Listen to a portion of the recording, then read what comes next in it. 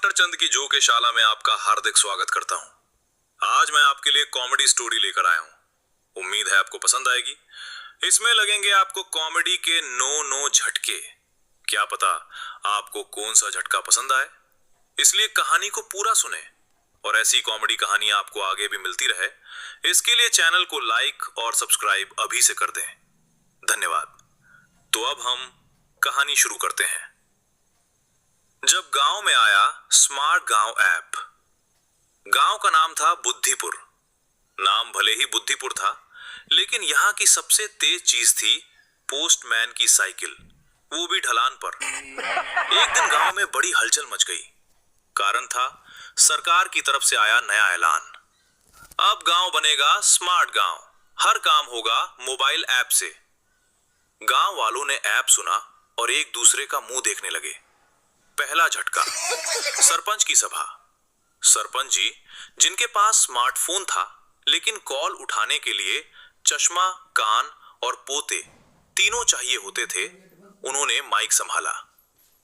भाइयों और बहनों, अब से पानी, बिजली, शिकायत, राशन सब ऐप से होगा। तुरंत पीछे से काका जी बोले, सरपंच जी, ये ऐप आदमी है या मशीन? अगर आदमी है तो चाय पिलानी पड़ेगी क्या? सभा में हंसी गूंज गई। दूसरा झटका, गांव का पहला डाउनलोड गांव में सबसे टेक्नोलॉजी एक्सपर्ट माने जाते थे पप्पू। कारण उसने एक बार मोबाइल बिना गिराए 4 दिन चला लिया था।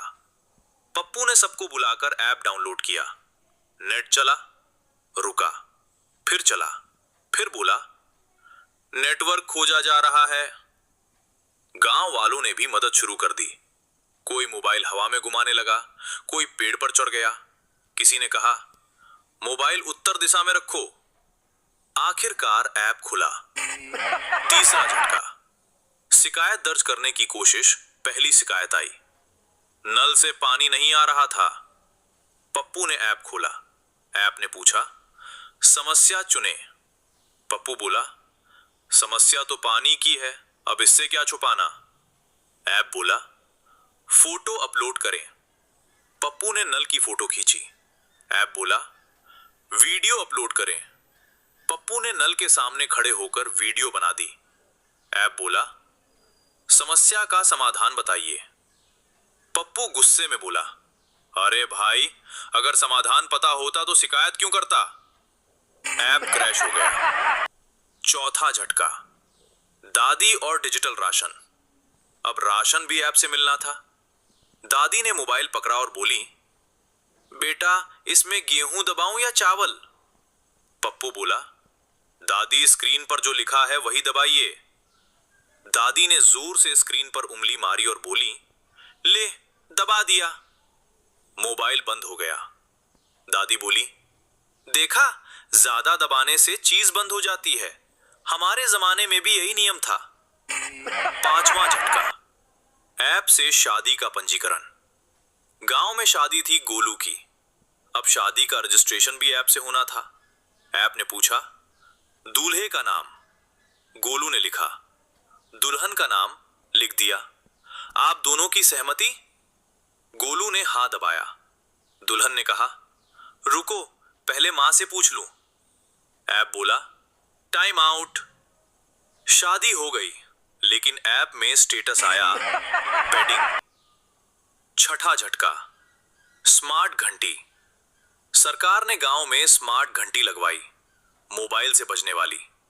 पहली बार ट्रायल हुआ, घंटी की आवाज आई, लेकिन आधे गांव में।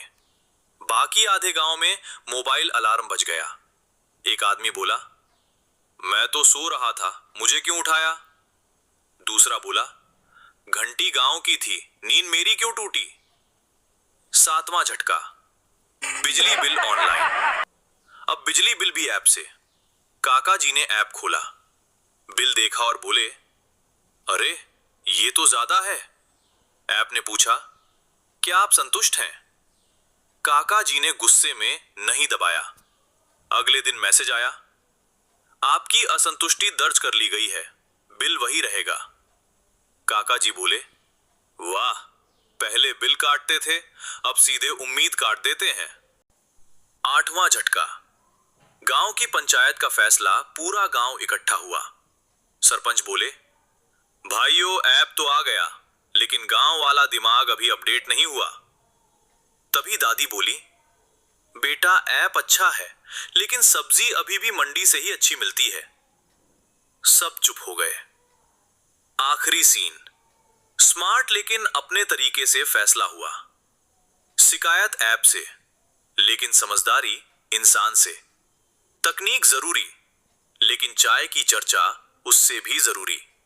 पप्पू बोला, मतलब गांव स्मार्ट बनेगा?